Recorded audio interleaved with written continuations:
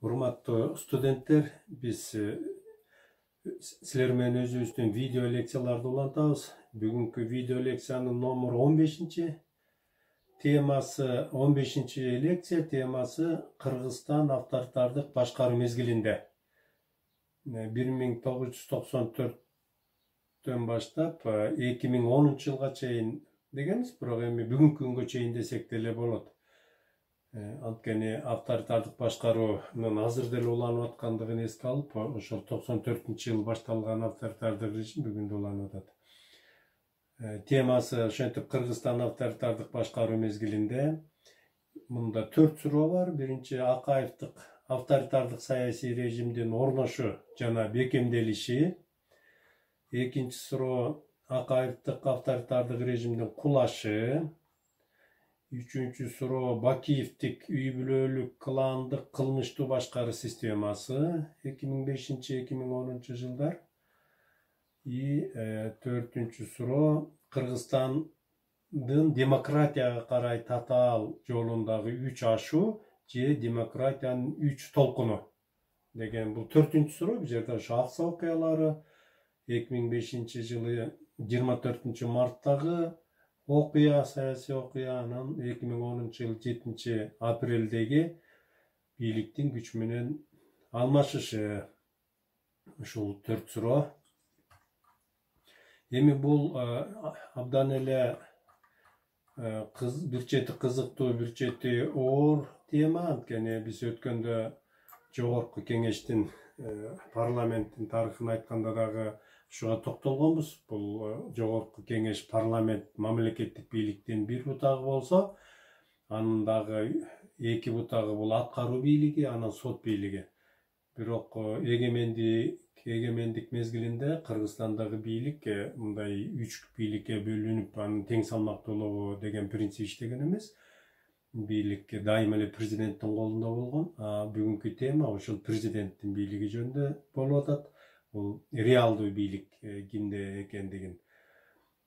Анан биз мындан мурунку лекцияларда дагы айтканбыз.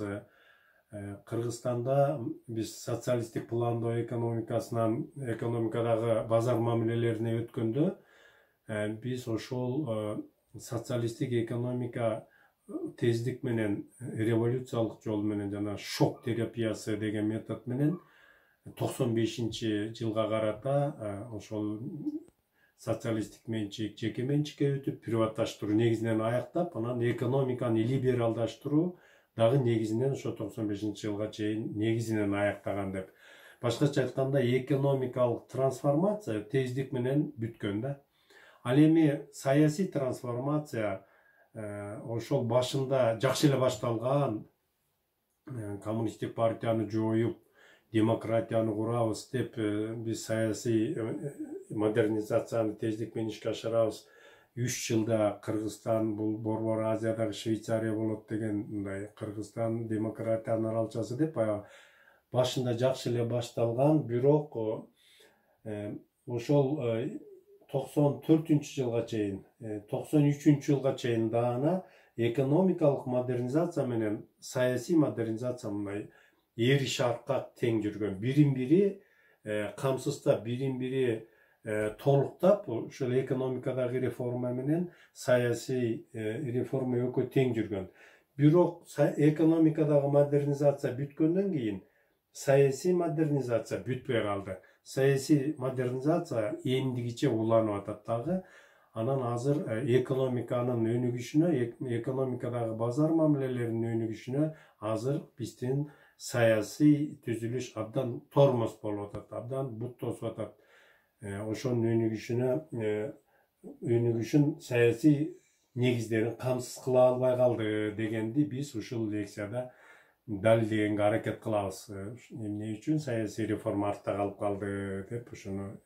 Ушул бир маселе. Экинчи маселе, Акаев, алгачкы президент, туңгуч президент Акаев эч качан демократ болгон эмес дегенди далилдегенге аракет кылабыз. Ал президент болгонго чейин да демократ болгон эмес, президент болгондон кийин деле демократ боло алган жок дегенди. Ал президент болгонго чейин партократ болчу, ошо коммунисттик партократ. ошол коммунисттик партияга кызмат кылган, ал эми президент болгондон кийин авторитардык режимди курду дегенди мына ушуларды далилдейбиз. Анан урматтуу студенттер, бүгүнкү күнгө чейин ошо эксперттер дагы, саясатчылар дагы айтып калат. Силер деле угуп жүрөсүңөр, ошол Акаев түзүп кеткен схема бүгүнкү күндө деле иштеп атат деп. Ошол сөздү укканда ал эмне деген схема дегенде, ошол мен силердин көңүлүңөрдү бурайын. Ошол схеманын кээ бир элементтери мен айтам, анан калгандарын балким өзүңөр да кошосуңар.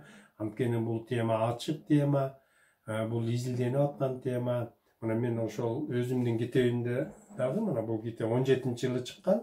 Ушул китепте дагы мен ошол Акаевдин схемасын изилдегенге аракет кылдым. Мен азыр силерге ошонун кээ бир элементтерин айтып берейин, түзүмдөрүн. Ошону ушул бүгүнкү лекцияда ушуларды ачканга аракет кылабыз.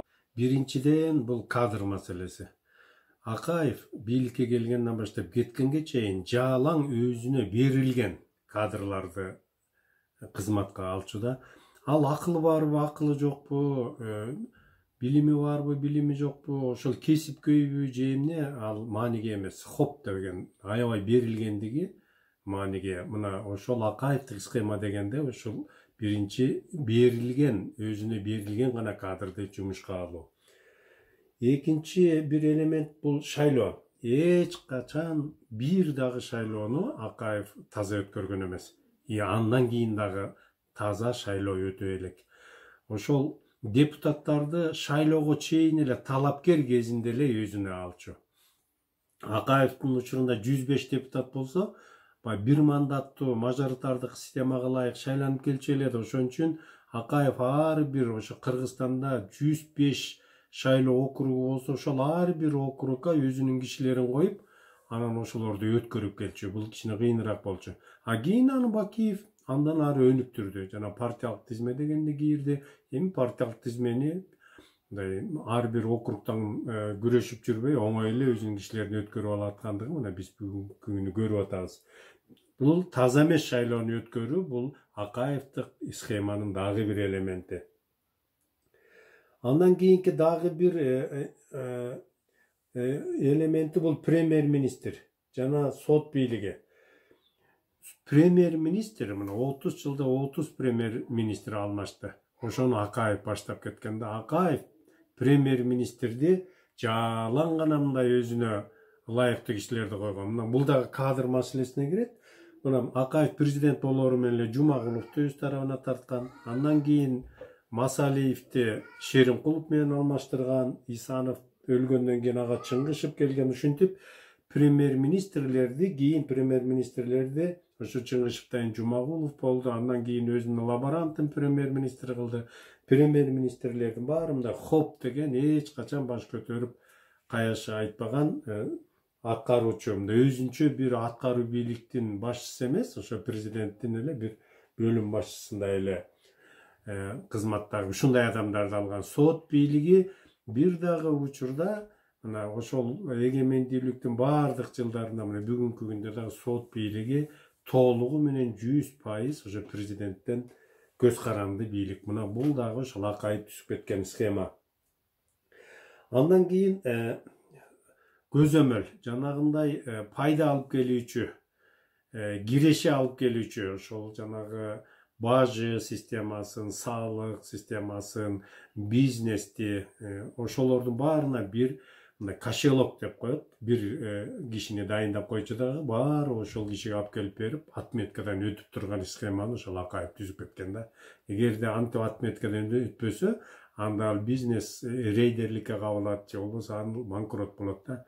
Ошентип акчанын баарын ошо бир киши аркылуу алып турду. Ошол Акаевдин учурунда өзүнүн кошелогу болду, Бакиевдин өзүнүкү болду. Ар бир президент келгенде ошол эле схеманы колдонот. Кошелоктун фамилиялары эле башка. Мына Атамбаевдин учурунда анын Шобуру болду. Мындай ушуну да ошол түзүп кеткен. Анан дагы бир Акаевдик схеманын бир составтуу мындай бөлүгү бул конституцияны өзгөртүү.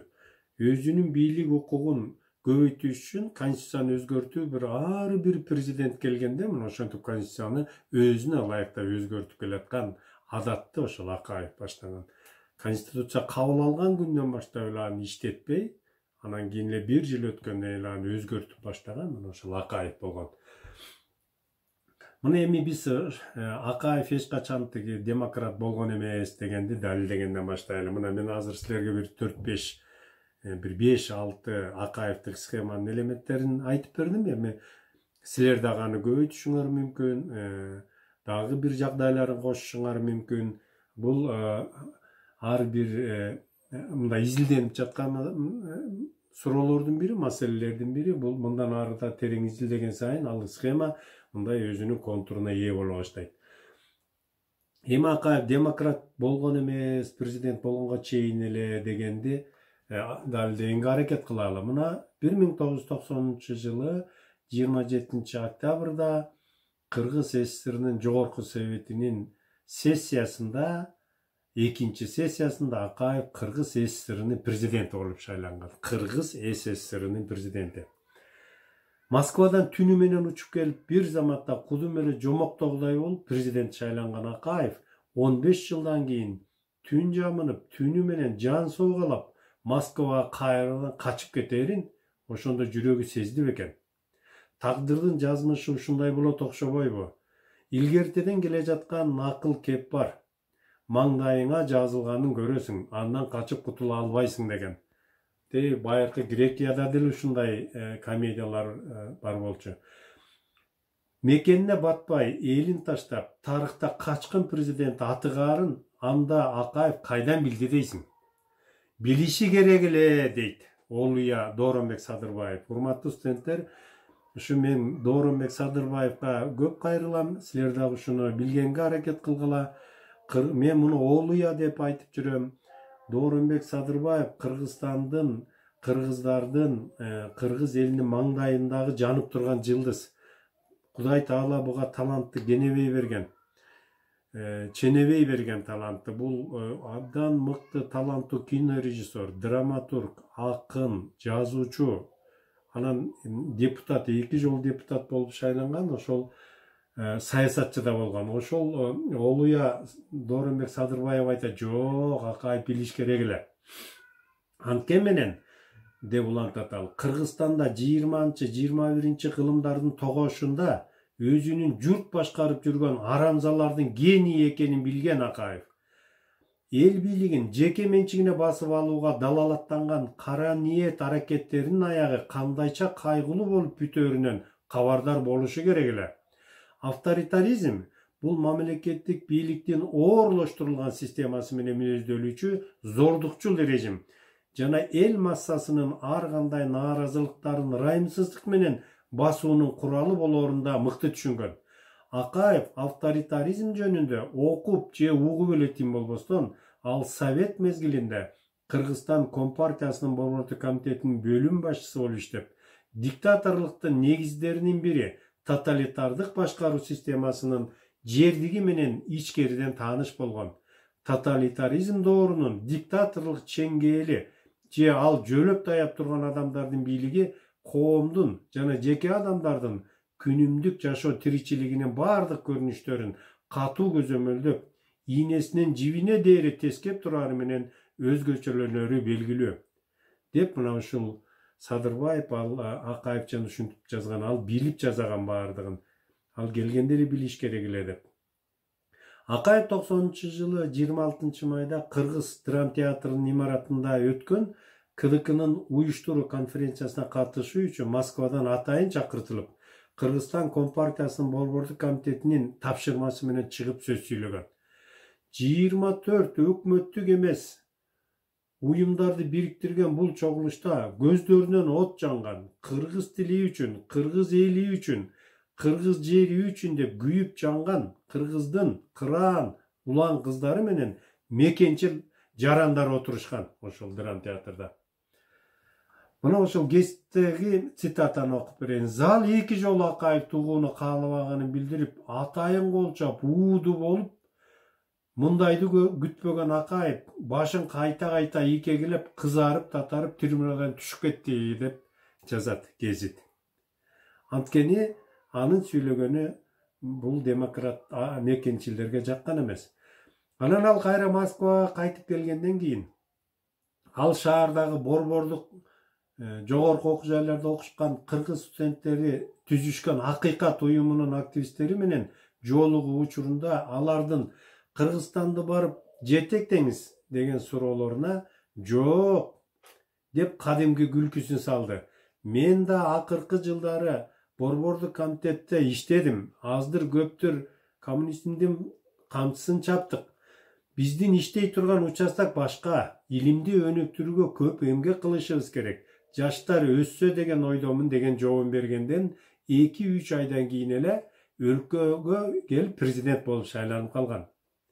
СССРдин курамында кезинде эле Кыргыз мамлекетинин башкаруу тутумунда өтө оор кырдаал түзүлгөн.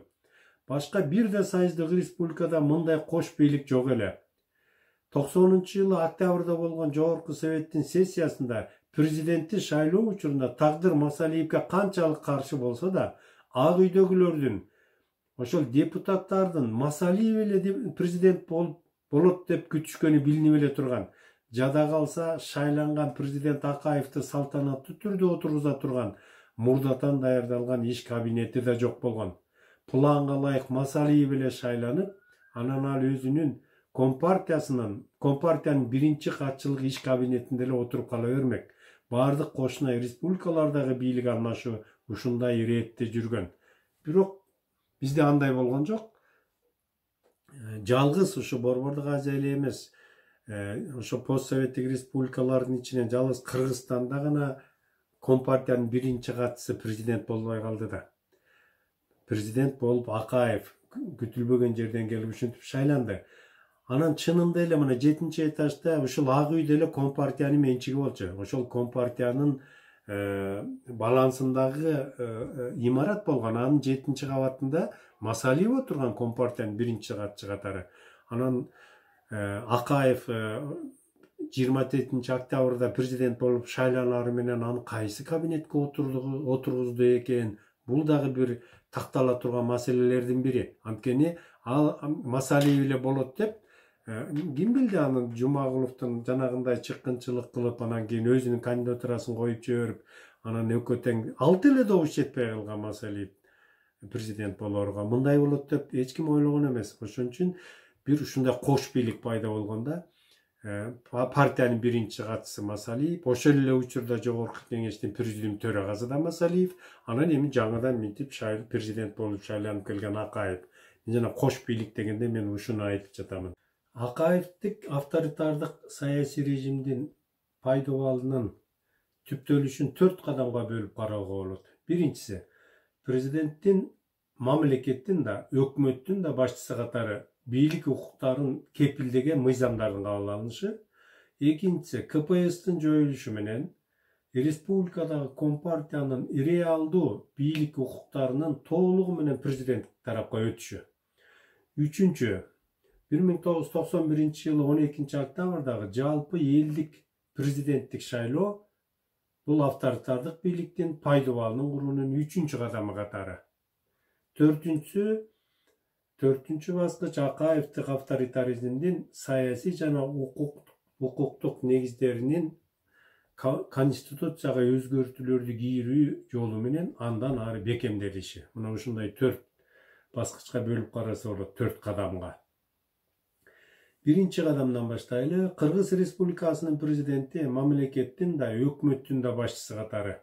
Мына биз айтып өттүк, ошол 27 октябрда президент болуп шайланганда, бул президент мамлекеттин башчысы, бийлик укугуна ээ эле да. Ал эми буга чейин мамлекеттин башчысы бийлик укуктары ошол Компартиянын биринчи катчысында болгон. Ошол СССРдагы КПСстин генеральный секретары Бережнев чет өлкөлөргө расмий сапар менен барганда, чет өлкөнүн президенттери мындай бир ыңгай сабалда калышчу да, биз өкмөттүн башчысы, мамлекеттин башчысы менен жолуксак болот эле, эмне үчүн биз партиянын лидери менен жолугушубуз керек деп. Анткени башка дүйнөнүн башка өлкөлөрүндө партиянын лидери эч качан мындай мамлекеттин башчысы болчу эмес да, мына ошол Советтер Союзунда гана ошондой болчу.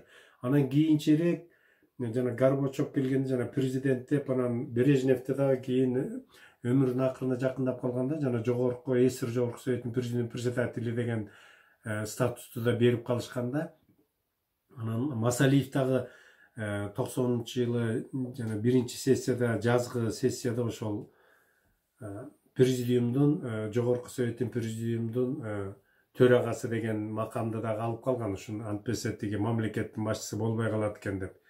Анан эми ошол эле боюнча калды да. Ал Масалиев биринчи да катчы, жогорку советтин президиумдун да төрагасы, андан тышкары өкмөт бар, өкмөттүн башчысы Жумагулов, сот бийлиги бар, мындай бийликтин 3 бутагы тең эле бар болуп атат да. Анан кийин эми президент да шайланып калды да. Эми бул президенттик бийлик ушу бийлик системасына кандай, кайсы тарабынан кирет деген маселе биринчи орунга чыкты. Мына ошондо, ошондой шартта президент өз тарабына биринчи кезекте ошол өкмөттү, аткаруу бийлигин тартты. Ошо совет мезгилинде мындай совет бийлиги, совет өкмөтү деген менен эч качан советтерде мындай бийлик болгон эмес. Совет өкмөтү деп койгон менен ал баарын эле партия башкарып келген да. Мына башында Ленин тирүү кезинде жана Совнаркомдун төрагасы деп Ленин, Совнарком деген бул өкмөт болгон. Ошентип өкмөт аркылуу башкарганды баштаган, бирок Ленин өлгөндөн кийин 24-жылы Сталин ошол бүт бийликти коммунисттик партияга топтоп, анан ошол партия бийликти, мамлекеттик бийликтин 3 бутагынын үстүнөн карап калган да. Анан ошол система 90-жылга чейин сакталып келген. Партия жоюлганга чейин ошол партия мамлекеттик бийликтин 3 бутагынын үстүнөн карап келген эле да. Анан ошол мына Масалиев жогорку советтин президент төрагасы кызматтарын ээлеп турса, Жумагулов жана биз айткандай өкмөттүн башчысы болуп атса, Акаев эмне кылат дегенде, ошол Акаев эми эмне кылуу керек деп, анан биринчи жаңыдан пайда болгон президенттик институтту Кыргызстандын мамлекеттик башкаруу системасына кантип кийрүү керек, мамлекеттик башкаруу реформалардын башталышы укмуштуудай оор болгон. Ошол мезгилдерде, ошо 20-жылдын акыркы декадасында системалык кайра түзүүлөрдүн биздин өлкөдөгүдөй ойго келбеген, кесепеттеринин катуу азаптанып баштан кечирген өлкөлөр дүйнөдө аз эле болгон. Өзгөчө ушу Кыргызстан аябагандай мындай бир кыйын кезеңди башынан өткөргөн. Анткени кошуна өлкөлөрдө ошо партиянын биринчи катчысы эле президент болуп калып, мындай кыйналуу Кыргызстандагыдай кыйналуу болгон эмес эле да. Ал эми Кыргызстанда болсо, мына ошол президенттин алдында 2 мүмкүнчүлүк, 2 жол бар деп айтса болот да. 2 жол бар эле. Биринчиси, ошол 90-жылы жазында башталып, 6 айдан бери уланып келаткан мамлекеттик жана жергиликтүү бийликтерди советтерге өткөрүү процессин андан ары улантуу, жергиликтүү советтердин материалдык, каржылык негиздерин бекемдөө жана күчөтүү, кадрлык курамын бекемдөө, укуктук негиздерин иштеп чыгуу, парламенттин, жогорку советтин бийлик укуктарын күчөтүүгө багыт алуу. Депутаттар тарабынан сессияда шайлангандан кийин президент жогорку советке баш ийет, ага отчет берет. Президенттин бийлиги чектелген, номиналдуу гана. 2 көп партиялык системаны орнотуу. Буга толук шарттар болгон. Анткени ушул мезгилге чейин саясий партиялар уже калыптанып түзүлүп калган. Абдан көптөгөн жарандык коомдун негизи түзүлүп калган эле да. Ошолордун баарын пайдаланып, тез арада партиялык тизменин негизинде учурдагы коомдук прогрессивдүү күчтөргө таянуу менен парламенттик шайлоолорду өткөрүү Кыргызстанда мамлекетти башкаруунун парламенттик республика формасын кийрүү мүмкүнчүлүгү. Мына ушундай мүмкүнчүлүк болгон акайто. Бул биринчи жол болгон. Экинчи жол болсо, өкмөттү, аткаруу бийлигин колго алуу, президентти мамлекеттин эле эмес, өкмөттүн да башчысы кылуу, жогорку советке баш ийбөө, аны алсыратуу, тез арада бүткүл эл тарабынан президенттик тикелей шайлоону өткөрүү, президенттин бийлик укуктарын көбөйтүү, күчөтүү, ал эми анын жоопкерчиликтерин тескерисинче азайтуу. Кыргызстанда мамлекетти башкаруунун чала президенттик республика формасын кийирүү жана андан ары авторитардык саясий режимди курууну көздөй багыт алуу деген экинчи жол болгон. Биринчи жол канчалык даяр, улуттун кызыкчылыктарына, кыргыздардын көп жылдардан бери топтоп келген башкаруу тажрыйбасына дал келип турса да, улап кеткенге ылайык келген реалдуу болуп турса да, президент Акаев экинчи жолду тандап алган. Ошентсе да өлкөдөгү демократиялык күчтөрдүн үмүтү катары эсептелген Акаевдин саясий бийликке келиши менен мамлекеттеги курч кырдаал басаңдай түшкөн. Мындай элдер болсо ушу Масалиев келсе партия дагы эле бийлигин улантабы деп нааразы болуп жана ачкачылыкка чыгып турган эле да.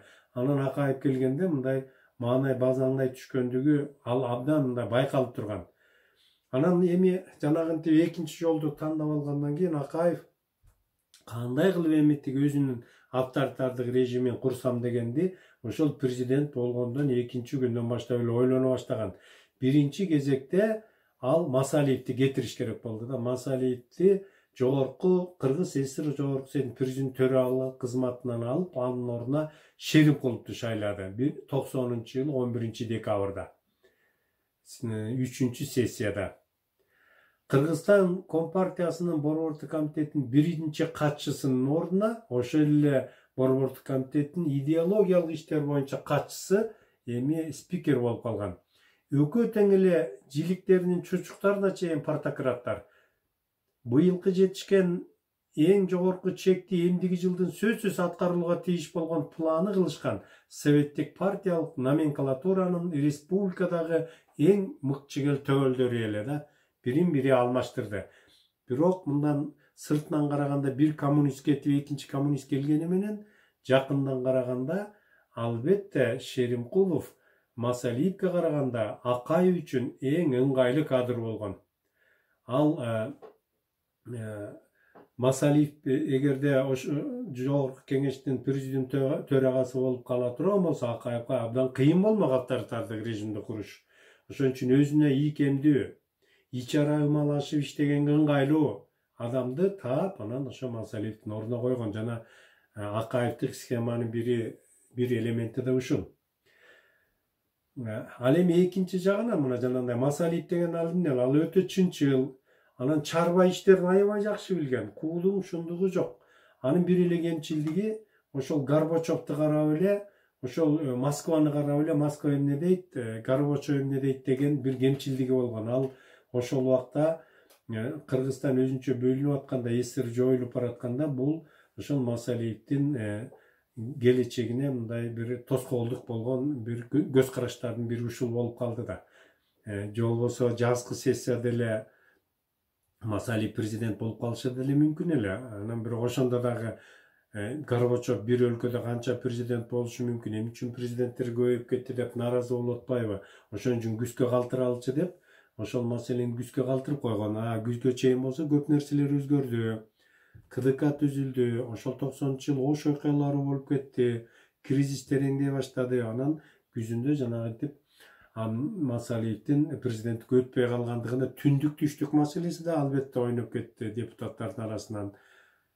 Ошол тиги Жумагуловдун талапкерлигин койгонда ошондой ар кандай оюндар болуп кетти да бул жерде.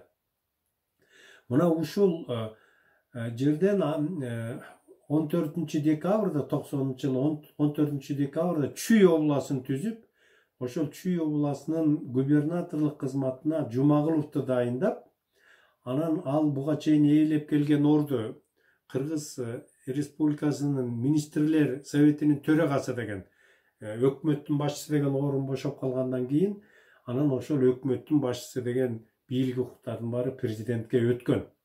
Мына ушунун өзү эле мына эгер декабрда, октябрдын аягы, ноябрь-декабрь бир айдын ичинде эле мына ушундай схеманы түзүшкөн. Акаев ошо Жумагуловду өзүнө тартып, аны менен акылдашып, аны акырын Чүй областын түзүп ага губернатор кылып жиберип, анын бийлик укуктарын өзүнө алган. Эми президент жалаң эле мамлекеттин эле башчысы эмес, эми ошол өкмөттүн башчысы деген укукка жетишкен. Аны качан мыйзамдаштырды? Кыргыз Республикасынын премьер-министри жөнүндө деген мыйзам кабыл алынды. 91-жылы 22 январда. Ошол мыйзамга ылайык анан Жашырын добуш менен биринчи Кыргыз Республикасынын биринчи премьер-министри болуп Насирдин Исанов шайланды. Бирок ал мыйзамда премьер-министр бул өкмөттүн башчысы эмес, бул болгону биринчи эле министр деген бийлик укук берилди. Ал эми өкмөттүн башчысы бул президент өкмөттүн башчысы болуп калды. Исанов болсо премьер-министр болгону менен ошол биринчи эле министр болуп калды. Вице-президент деген кызматты кийирдага Кузнецовду бекитишти. Министрлер Советинин төрагасынын мурдагы 8 орун басарынын ордуна эми 5 мамлекеттик катчылар пайда болду. Койчу биз буга чейинки айтканбыз, экономика жөнүндө айтканда ошол Кыргыз Республикасындагы экономикалык реформалар боюнча мамлекеттик комиссиясынын төрагасы, анан премьер-министрдин орун басары деген жана мамлекеттик катчы деген макам берилген. Иордан, Дүйшей, Фишер, Муралиев ушул 5 мамлекеттик катчы болуп калган. Андан тышкары 26 министрлик менен мамлекеттик комитеттерден турган өкмөт түзүмү бекитилген. Ошол жаңыдан эле президент болуп шайланган Акаев премьер-министрлик кызматка эл арасында аброю күчтүү, чынчыл жана иштерман, анын үстүнө түштүктүн өкүлү болгон Исановдун талапкерлигин колдоо менен өзүн демократ катары, жаңы толкундун өкүлү катары көрсөтүүнү максат кылган. Эл көзүнө мына Масалиев кетсе Исанов келди дегенде ишарат кылган. Белгилүү болгондой, жаңы мыйзам боюнча премьер-министр болгону биринчи министрдин гана бийлик укуктарын ээле. Бирок иш кызуу башталганда эле өзүнүн кумири Масалиевке окшоп Исанов дагы чынчыл, сөзү менен иши дал келген, өлкөдөгү абалды абдан жакшы билген, өз укугун билген, шефтин көзүн карабаган жетекчи катары иштей баштаган. Ошентип авторитардык режимди курууну өзүнө максат кылып койгон Акаев үчүн Исанов да Масалиев сыяктуу эле өтө ыңгайсыз кадр болуп чыга келген. Анан тагдырдын жазмышы ушундай экен. Анан Исанов көп өтпөй эле анан жол кырсыгынан кайтыш болуп кетти дагы, анын ордуна анан Акаевка ылайык Акаевка ийкемдүү Чыңгышев премьер-министр болуп келди да. Бул мына өкмөт башчысы болуп калганы бул биринчи кадамы авторитардык режимди курууну карай. Авторитардык режимди курууну карай Акаев авторитардык бийликти орнотуунун экинчи пайдубалын куруунун экинчи кадамы катары бул Компартиянын жоюлушу жана Компартиянын бийлик укуктарынын ошонун президент тарапка өтүшү.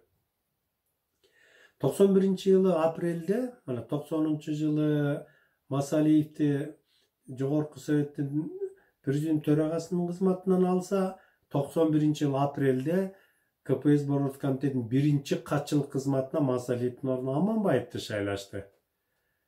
Аманбаев болсо Акаевка жакын адам болгон, ошон үчүн Акаев Аманбаевди президенттик кеңешке мүчө кылып киргизип алган. Башкача айтканда, ал ошол партиянын таасирин өзүнө бурууга, ошол жактан колдоо алууга аракет кылган. Анан 91-жылы 19-23 августтагы ГКЧПдан кийин коммунисттердин тагдырын толук чечүүгө бирөтөлө мындай ыңгайлуу шарттар түзүлгөн. Анан ошентип ГКЧП жеңилип калгандан кийин анан 31 августта 91-жылы 31 августта Кыргыз Республикасынын жогорку совети Кыргызстан Республикасынын мамлекеттик көз карандысыздыгы жөнүндөгү декларацияны кабыл алуу менен бирге Кыргызстан коммунисттик партиясын жоюу жөнүндөгү токтомду да кабыл алган. Ошентип Кыргызстанда коммунисттик партия жоюлуп, анын менчиктеринин баары мына азыркы ошо Ак үй деген дагы имараты ошол баш болуп бүт партиянын менчиги мамлекетке өткөн. Мына ошентип ГКЧПдан кийин баардык сайыздык республикаларда ушундай эгемендүүлүктүн парады деген башталган. Ошол Союздук Республика компартияларынын баары таркатылган. Мына Эстонияда 91-жылы 22 августта компартия таркатылган. Литвада дагы ушул эле 23 августта таркатылган. Молдовияда коммунисттик партия 24 августта 91-жылы. Белоруссияда 25 августта, Грузияда 26 августта, ал эми Түркменистанда коммунисттик партия 28 августта, Украинадагы коммунисттик партия 30 августта таркатылды, ал Кыргызстанда 31 августта. То есть Кыргызстандагы коммунисттик партияны таркатуу жөнүндөгү токтомдун тексти мына ошолорго окшоштуруп эле даярдалган. Коммунисттик партияны Кыргызстан биринчи эле жолу болуп жойгон эмес, мына ушул башка сайыздык республикаларда жоюлгандыгына байланыштуу анан бизде дагы жоюлган. Арменияда коммунисттик партия 7 сентябрда жоюлду. Казакстанда дагы 7 сентябрда 91-жылы жоюлду. Латвияда 10 сентябрда, Азербайжанда 14 сентябрда, Өзбекстанда да 14 сентябрда, Тажикстандагы коммунисттик партия 91-жылы 2 октябрда жоюлган. Ал эми Россиянын коммунисттик партиясы 6 ноябрда 91-жылы жоюлду. Ошентип жанагы эгемендүүлүктүн параты ошол 91-жылы ГКЧПдан кийин параты деген ат менен тарыхта калды. Анан 91-жылы 12 октябрдагы жалпы элдик президенттик шайлоо аркылуу Акаевдин кайрадан президент болуп шайланышы менен ошол авторитардык режимдин пайдалануунун куруунун 3-чү кадамы катары карасак болот. Анткени мына сиздерге белгилүү, биз айтып өткөндөй, президент болуу Акаев парламент тарабынан шайланган. Демек ал парламенттин алдында отчет берип, ошого көз карандуу маанайда болуп турган. Эми ошол парламенттин алдынан парламентке көз карандуу болгон президент деген макамдан чыгып, ага тең ата президент болуш үчүн анан ошол 12 октябрда 91-жылы шайлоого барган. Бул дагы аябагандай мыйзамды бузуу менен жүргөн. Биз буга чейинки лекцияларда дагы азын-аулак айтып өткөнбүз. Ошол 91-жылы 31 августта Кыргыз Республикасындагы президентке шайлоо жөнүндөгү мыйзам кабыл алынган. Ошол мыйзамдын 8 беренесине ылайык Кыргыз Республикасынын президенттигине талапкер катары жогорку совет ошол Акаевдин талапкерлигин 31 августта көргөзгөн. Ушунун өзү мыйзамга каршы келген көрүнүш болгон. Анткени мыйзам 10 күндөн кийин гана жарыяланган, 10 сентябрда. Ал эми ага чейин эле Акаевдин талапкерлигин мыйзам күчүнө кире элек деле көргөзүп коюшкан. Бул биринчиси. Экинчиси болсо ошол 8 статьяда жогорку кеңештин бул укугу эгерде эч ким талапкерлигин көргөзбөй койсо, же болбосо талапкерлердин баары өзүнүн талапкерлигин алып койгон болсо, анда ошондо гана жогорку кеңеш көрсөткөн укугу бар деп жазылгандыгына карабастан, жогорку кеңеш ушинтип эле чабалы өрдүк эртүүчү болуп, эрте эле көргөзүп койгон. Ошондон кийин анан ага альтернатива да болгон эмес. Анын альтернативасыз Акаев шайлоого барган жалгыз. Шайлоого катышкан 89,3% шайлоочулардын 95,3% добушун алып, 4,6 гана пайыз каршы добуш берген. Добушун алып 91-жылы 11 декабрда салтанаттуу ант берип, анан президент болуп калган. Эми эл, жалпы эл шайлаган президент болуп, эми жогорку советтин көзөмөлүнөн чыгып, ага баш ийбей калган макамга жетишкен.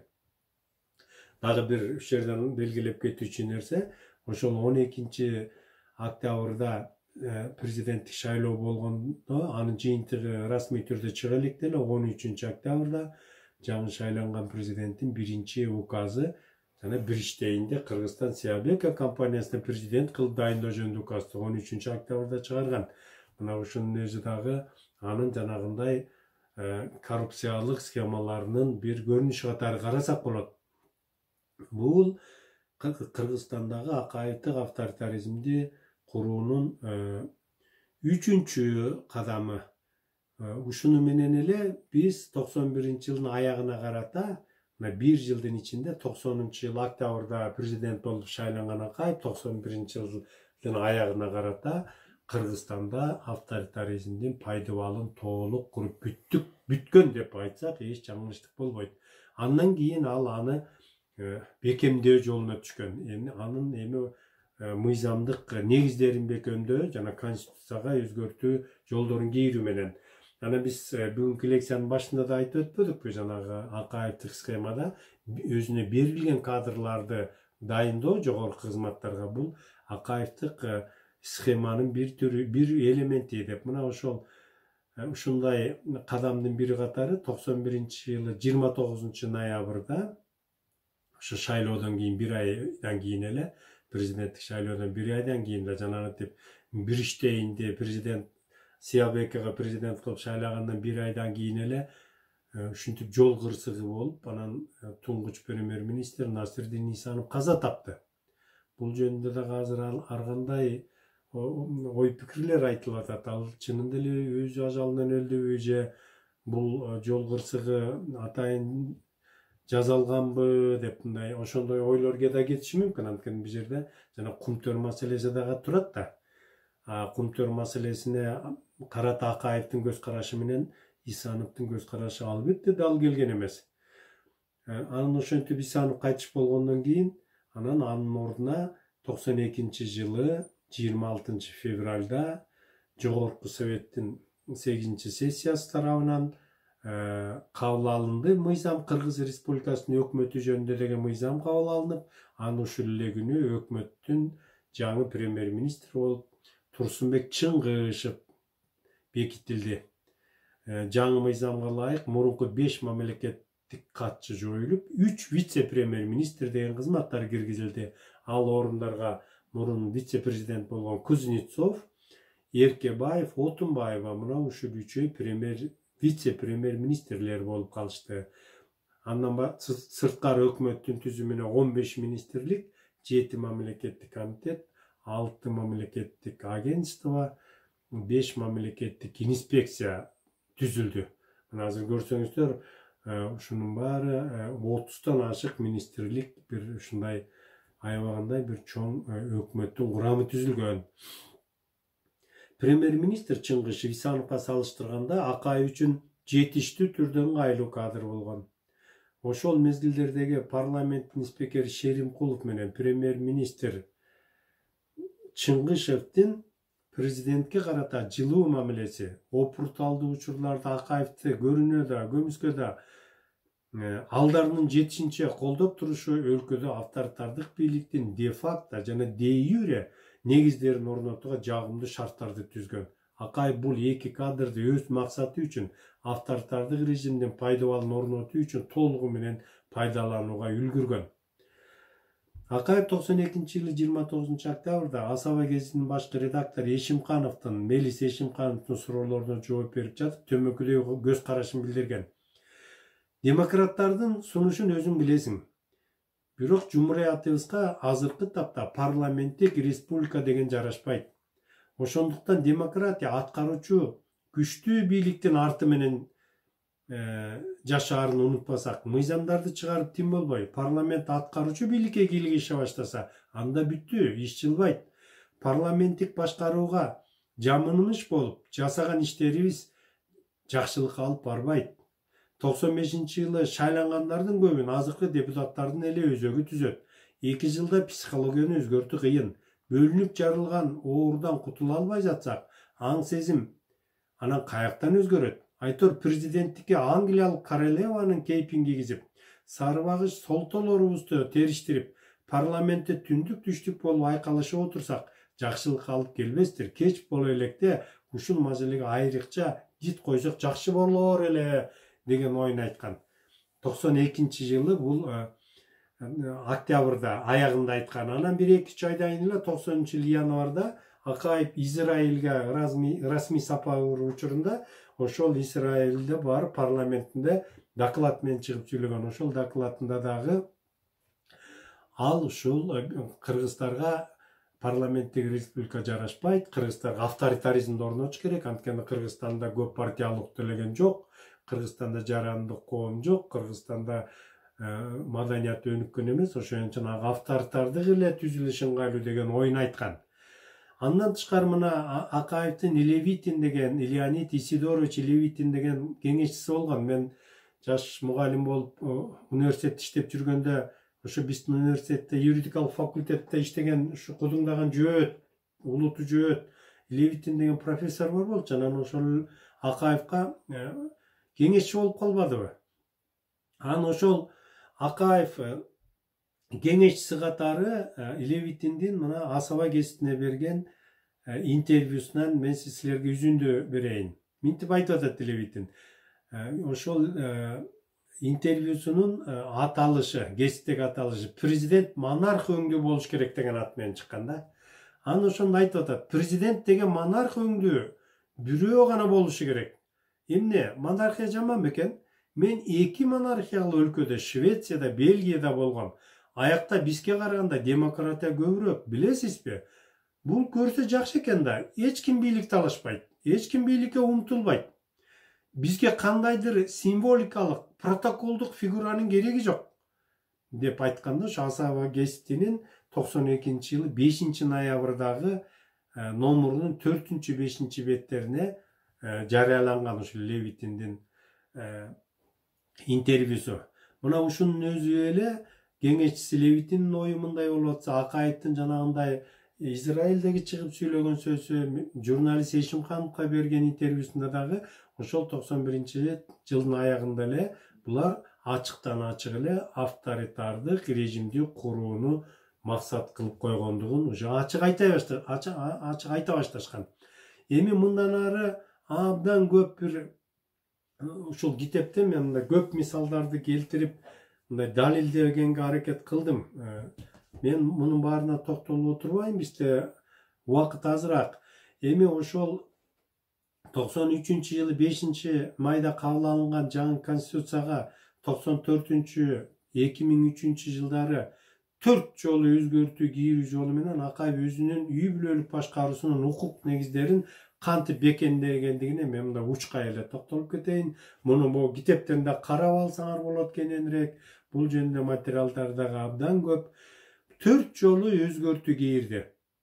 Биринчи өзгөртүү 96-жылы киргизилди. Бул жана 2 палаталуу жогорку кеңеш 2 палаталуу болсун дегенге. Ага чейин биринчи өзгөртүү 94-жылы 22-октябрда киргизилген, 2 палаталуу болсунбу же жок деп.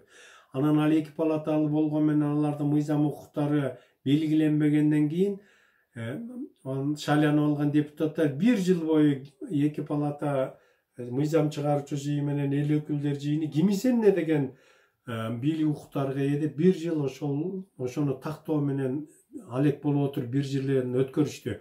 Анан ошол 96-жылы 10 февралда референдум болуп, ошол референдум аркылуу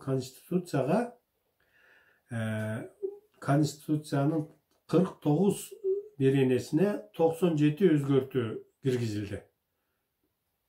Бул өзүнчө эле жаңы эле конституция болуп калды. Анан ошондо 2 палатага бийлик укуктарын бөлүп берүү менен президент өзүнүн бийлик укуктарын андан ары дагы чыңдады. Андан кийинки өзгөртүү 98-жылы киргизилди. 98-жылы 17-октябрда дагы референдум болуп, эми мыйзам чыгаруучу палатанын депутаттары 35-тен 60-ка чейин көбөйтүлүп, ал эми эл өкүлдөр жыйыны 70-тен 45-ке чейин азайтылган. Мунун дагы абдан көп себептери болгон, бирок кандай болгондо деле акыры келип эле ошол президенттин бийлик укуктары көбөйүп жүрүп отурган. Мына ушинтип эмне себептен Акаевдин авторитардык түзүлүшкө алып келген кийинки конституциялык реформалар керек болгон. Ал үчүн эмнелер мүнөздүү болгон дегенде, мына мен бул жерде аны бир 5-6 пунктка бөлүп жазгам. Мен булардын ар бирине да кенен токтолуп отурбайм.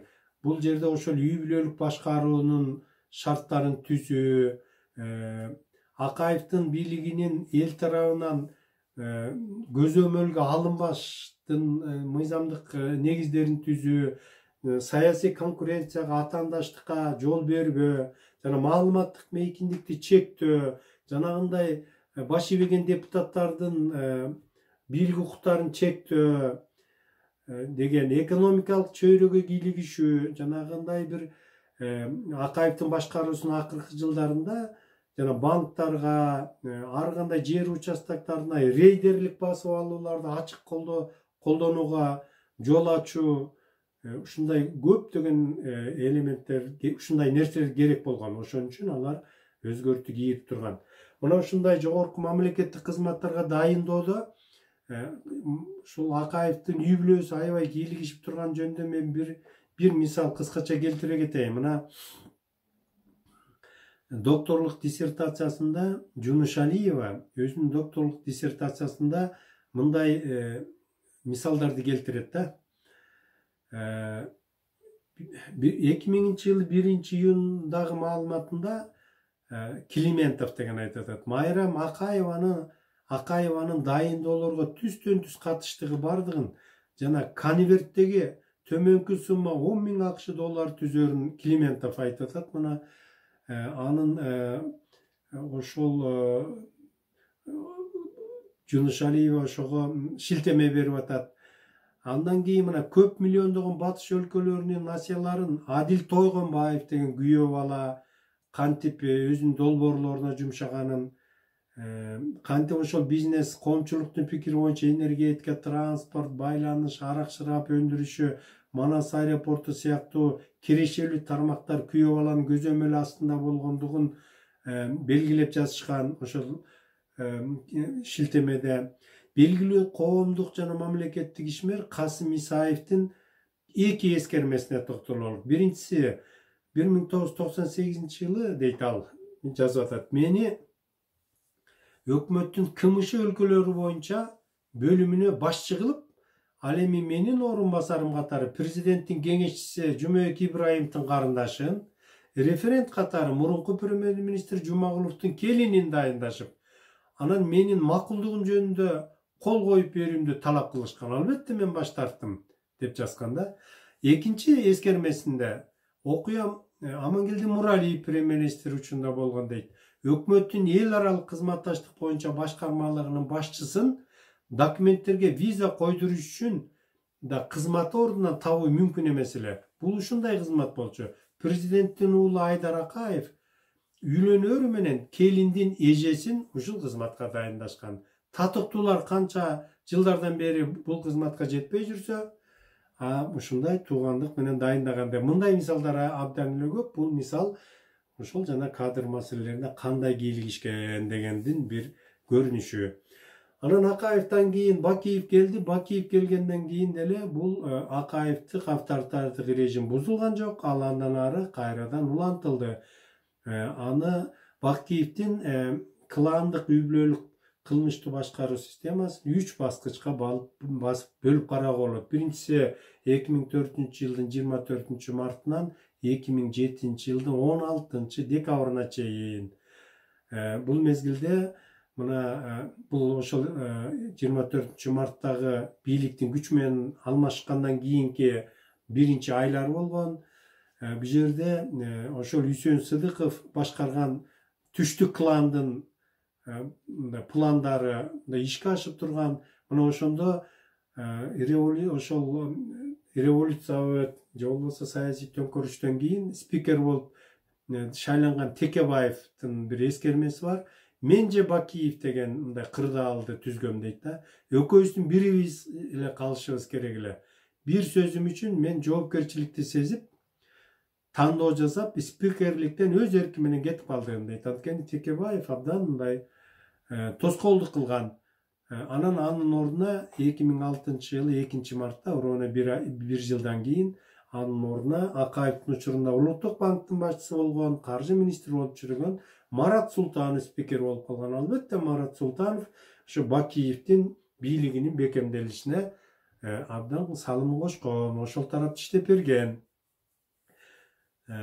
Бакиев Акаевдин режимин андан ары улантты. Экинчи баскыч 17-жылдын 16 декабрдан 2009-жылдын 26 октябрына чейин мөөнөт. Эмне үчүн 7-жылдын 16 декабрь дегенде бүгүнү парламенттик шайлоо болуп өткөн. Ал шайлоо болсо Кыргыз парламентинин тарыхындагы аябагандай шылдыңдоо, кемсинтүү шайлоо болгон. Ал шайлоонун жыйынтыктарын карап отурбастан эле бир ай мурун эле түзүлгөн Ак жол партиясына ошол 105 депутаттын басымдуу көпчүлүгүн 71 орунду берип, анан калгандарын эки партияга бөлүп берип койгон, социал-демократтар менен коммунисттерге. Ал эми добуштун теңинен көбүн алды деген Ата Мекен партиясына бир дагы депутаттык орун тийген эмес. Бул мындай протоколдорду карап отурбастан жөндөн туруп эле мындай жөндөн туруп эле бөлүштүрүп койгон. Парламенттин төрагалыгына Мадумаров шайланган. Бул кайрадан мындай бир ушундай шайлоого кантип мындай депутаттар мындай намыстанып кайра шайлоого барабыз дегендин ордуна мына Мадумаров ошол парламентке төрага болгон. Анын орун басарлары болуп Чолпон Байекова, Кубанычбек Исабеков, Азиз Турсунбаевдер шайланышкан. Мына ошентип анан ошол Бакиевдин авторитардык режимин андан ары бекемдөө башталган.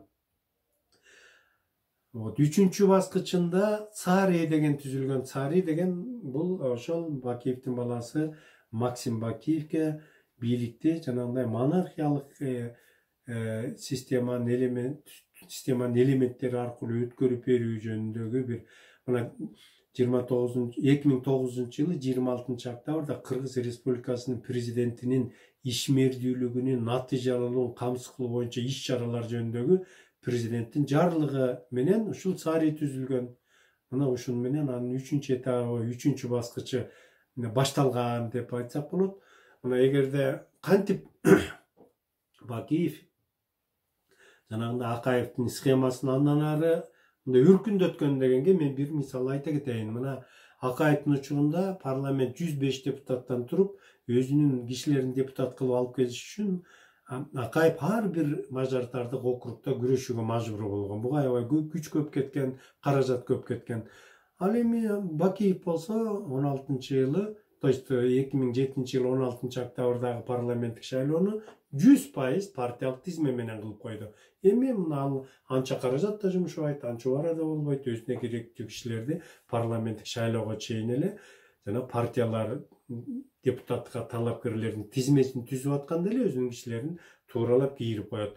Ошол схема Бакиев түзгөн схема мына бүгүнкү күнгө чейин иштеп атат. Атамбаевдин учурунда мына 2 жолу шайлоо болду. 10-жылы ноябрда, октябрда, 10-октябрда, анан кийин 15-жылы 4-октябрда шайлоо болду. Экөө тең 100% партиялык тизме менен болду. Экөөндө тең эле ошол шайлоого чейин эле партиялык тизме түзүлүп атканда эле өзүнүн кишилерин тизмеге кийирип эле анан ошолор депутат кылып алды. Анан ал депутаттар кол парламент болуп берип атышат. Мына бүгүнкү күндө деле ошол Атамбаев түзгөн парламент эми кийинки келген президент иштеп атат.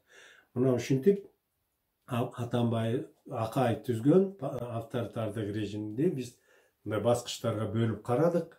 Ошол авторитардык режим Акаев түзгөн, Бакиев өркүндөткөн, Атамбаев уланткан. Ошол авторитардык режим бүгүнкү күндө деле бузулган жок.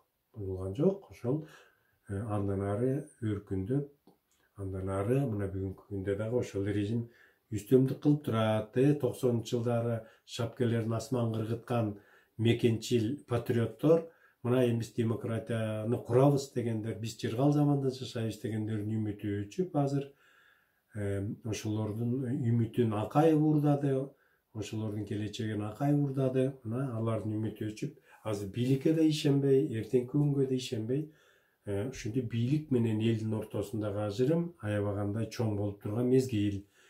Бийликтин легитимдүүлүгү эң төмөнкү чегине жетип турган учур. Жана мамлекеттүүлүгүн жоготкондо ошонун негизги белгилеринин бири ошо легитимдүүлүктүн эң төмөнкү чегине түшүп кетиши каралат. Эми биз экинчи суроого өтөлү. Акаевдик авторитардык саясий режимдин жоюлушу, кулашы деген бул экинчи сурообуз болчу. Ооба, үй бүлөлүк бийликке каршы чыгуулар абдан катуу жүрүп атты.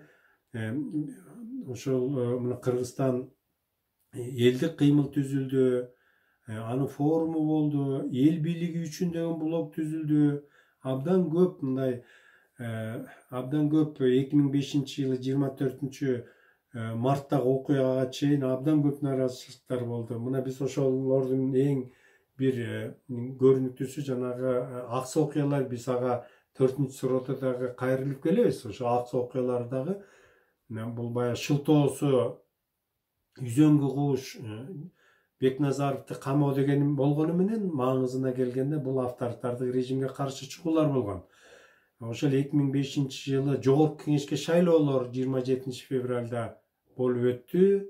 Анан биринчи этап, экинчи этап 13-мартта болду. Ошол шайлоолордун бул бир мандаттуу округдарда болгон да. Анан ошол өзүнүн кишилерин өткөрөм деген аракети, анан ошол өзүнүн кызы менен уулун дагы депутат кылып шайлоого катыштырып, анан ошолорду жеңдирип чыккандагысынын өзү элдердин нааразычылыгын абдан күчөткөн. Анан ошол шайлоо учурунда нааразычылар ага чейин жана КЕК дегенди түзгөн. КЕК деген ошол координациялык кеңеш болгон. Ошол жерлерде Нарында, Таласта, Ош облусунун ондогон айылдарында митингдер болуп, ошол биринчи жана экинчи турунда шайлоонун абдан нааразычылыктар күчөп кеткен. 2005-жылы 19-мартта Ошто, 23-мартта Баткенде, Кочкордо, Тоң, Базар Коргон, өзгөндө курултайлар болгон. 2005-жылы 24-марттагы окуянын кыймылдаткыч күчү жана обондор болгон, мародерчилик аябай күчөгөн. Мына ошентип 2005-жылы 24-мартта Акаевдин бийлиги кулаган, бирок авторитардык режим кулаган жок. Андан кийинки бийликке келген Бакиев аны андан ары уланткан. Бул биздин 3-сурообуз Бакиевдин үй бүлөлүк пландуу кылмыштык системасын ордошто. Биз ага кыскача токтоло кеттик. Биздин ошо убакыттын азсыздыгына байланыштуу биз буга кенен токтоло албайбыз. Мына жана 2007-жылы 16-декабрдагы кезексиз шайлоого гана бир аз токтоло кетейин. Ушул кезексиз шайлоонун болоор алдында конституцияга өзгөртүүлөр киргизилген болчу. Анткени Акаев Москвага качкандан кийин эң негизги күн тартибиндеги маселе бул конституцияга өзгөртүү кийирүү, үй бүлөлүк башкаруунун саясий мыйзамдуу негиздерин жоюу деген талап бар эле. Бирок Бакиев бийликке келгенден кийин конституцияга өзгөртүү кийирүүнү аябагандай чоюп туруп алган. Мына 2005-жылы 9-апрелде конституциялык кеңешме түзүлгөн. Ошол конституциялык кеңешме түзүлүп, конституцияны өзгөртөбүз дегени менен ал чоюлуп, өзгөртүлбөй эле чоюла берген.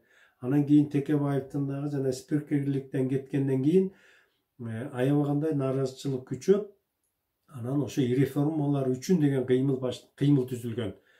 2006-жылы ноябрда аябагандай чоң митинг болуп, ошол митингдин жыйынтыгында премьер-министрликке Исабеков деген келген. Анан ошол Исабеков келгенден кийин 2007-жылы ага чейин премьер-министр Кулов болчу да, тандемге ылайык.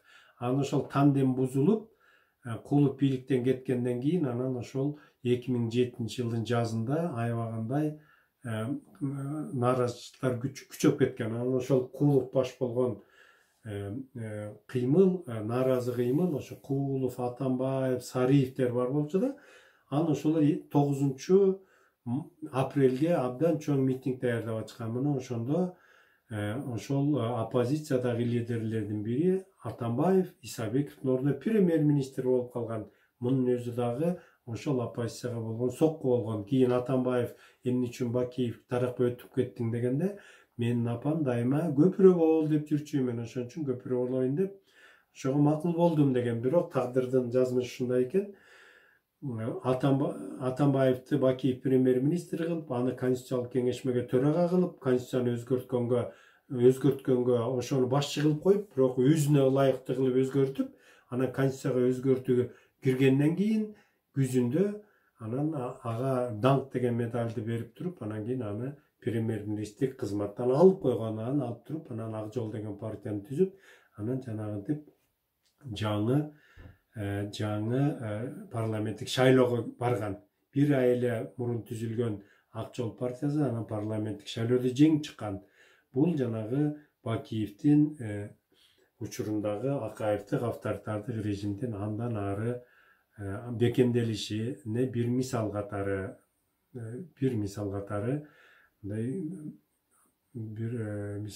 белгилеп кетсек болот.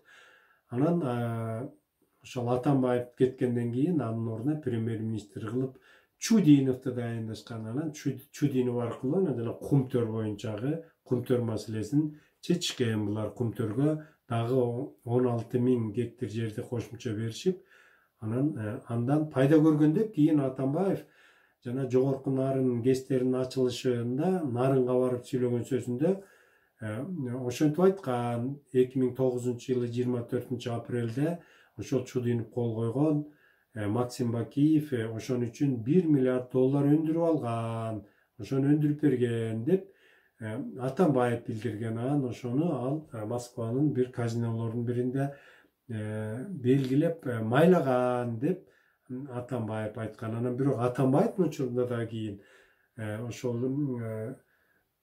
Сатыбалдиевди премьер-министр кылып алып келип, анан кийин дагы Кумтөр маселесин чечкен. Бирок анда ал премьер-министр канча акчаны Атамбаевга Кумтөрдөн алып бергендиги бүгүнкү күндө белгисиз. Балким аны кийин дагы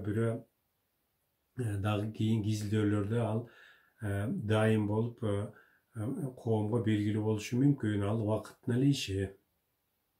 Урматтуу студенттер, эми биздин лекциянын 4-суроосуна өтөлү. 4-суроо Кыргызстандын демократияга карай татаал жолундагы 3 ашуу же демократиянын 3 толкуну деп атап койдук бул суроону.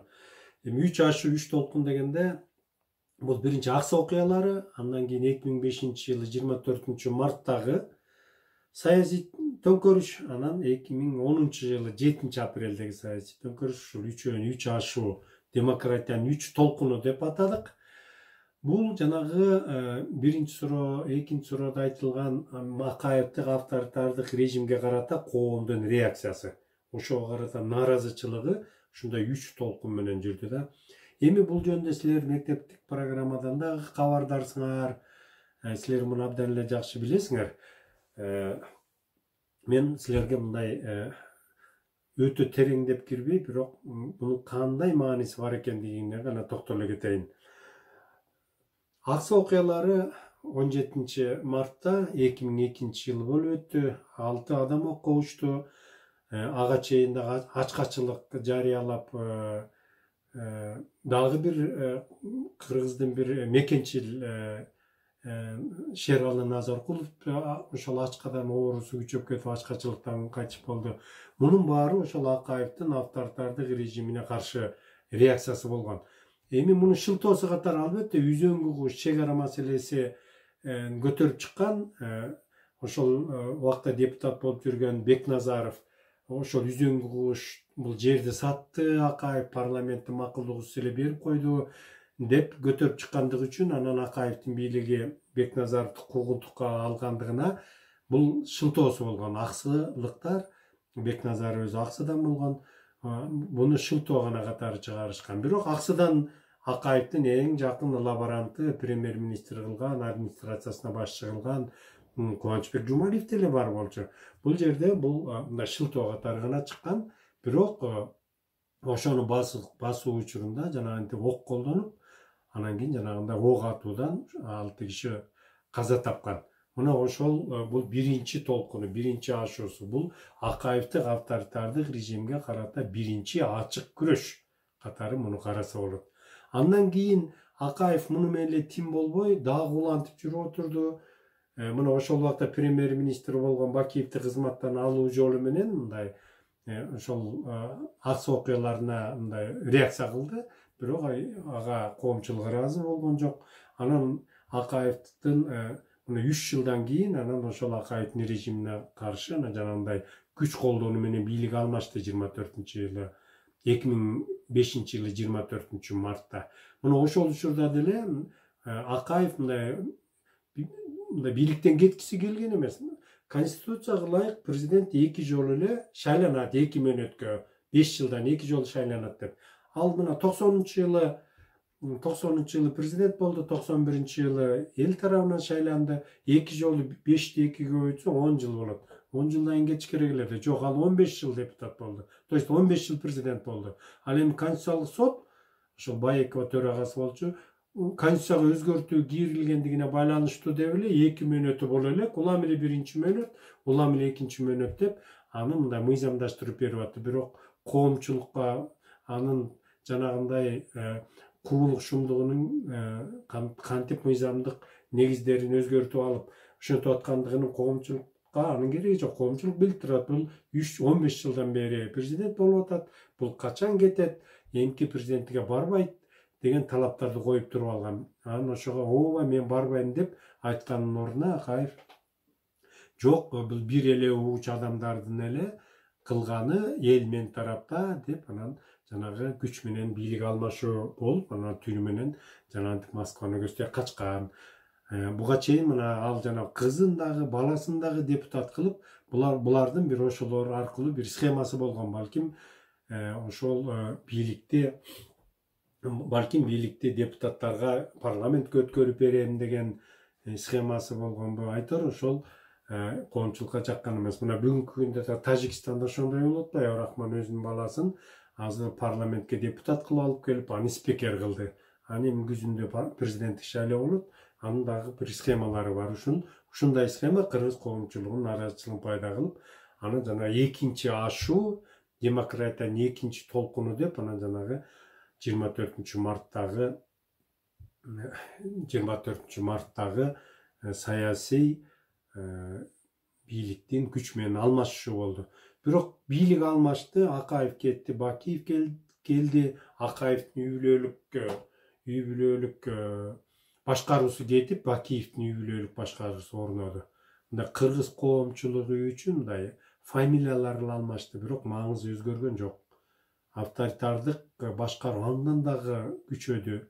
Эгерде мурун Акаевдин учурунда тынчтык жол менен куугунтуктаса, Бакиевдин учурунда жөн эле өлтүрүп, өрттөп, ушундай күч колдоону андан ары күчөп кетти. Анан ошол режим анан жана 2010-жылы 7-апрелдеги кандуу төңкөрүшкө алып келди.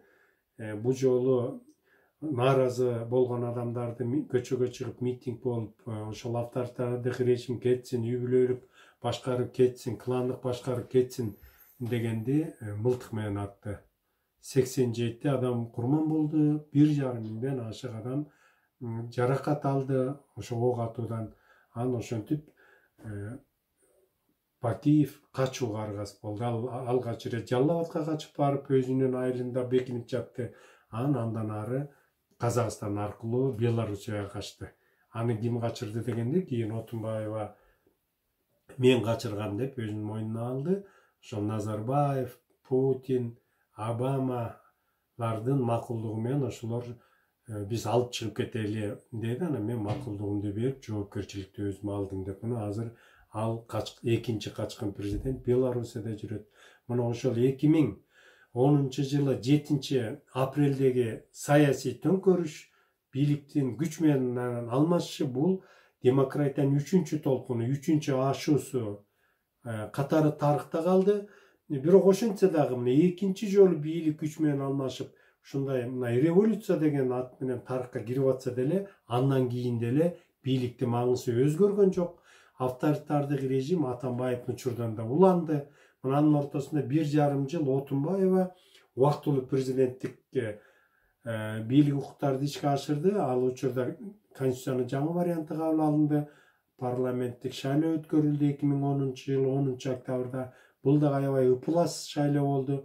Убактылуу өкмөт бул шайлоону таза өткөргөндүн ордуна биз бул шайлоого кийлигишпейбиз деп, алар өздөрүнүн жанагындай алдымжыт иштери менен алек болду.